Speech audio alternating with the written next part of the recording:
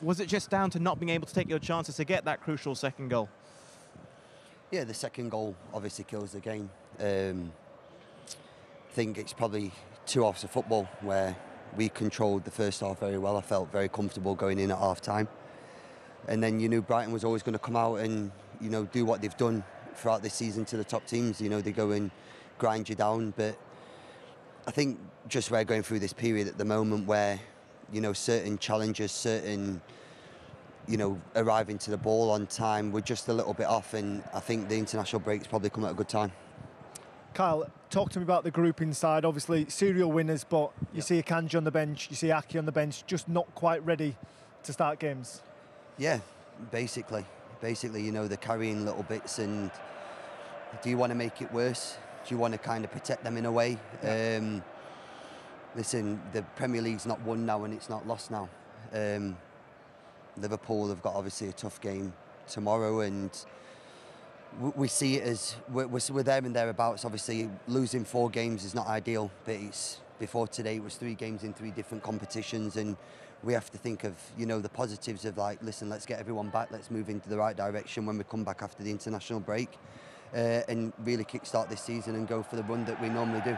And how big is this sort of 2-week period going to be for those guys that are just on that cusp of being fit? No, it's important. Like, we had a meeting yesterday as the players, and we said, the injured lads come back as quickly as possible. You know, make sure that you're right in this international break. And the lads that are going to represent the country, go there. But, you know, obviously you put the jersey on with pride whenever you're representing your country, but make sure that you're clever in what you're doing, because to come back to Manchester City, you know, fully fit, you know, that's also important.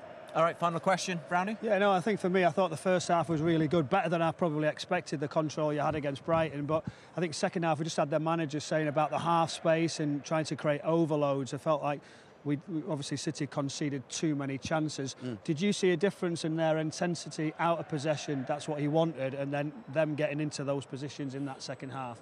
Yeah, I think the control probably went from our side in the second half. It come more of a up and down game, and, you know, them having overloads. I definitely felt it on my side where João Pedro came on and he was making the runs in behind, you know, jams, and you're kind of thinking, okay, you got to follow that run, but, you know, you've got Matoma that you give him too much space, he's going to hurt you.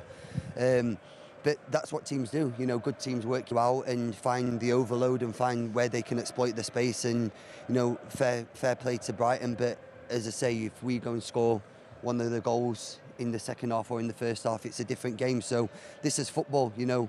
We've been very fortunate in the 8 years that I've been here not to lose definitely 4 games on the bounce and not to be in this period. But this is where, as I've just said in there, you stick your wellies on, you get through the mud, and, you know, you have to come together and be together. It's all good when we're winning.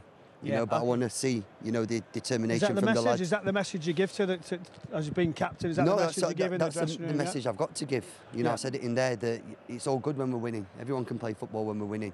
But when you're in the trenches and when things aren't going too well and you're going through a difficult period, now I want to see the togetherness. Now I want to see the team spirit, because that's all get us through it. Could this period galvanise you?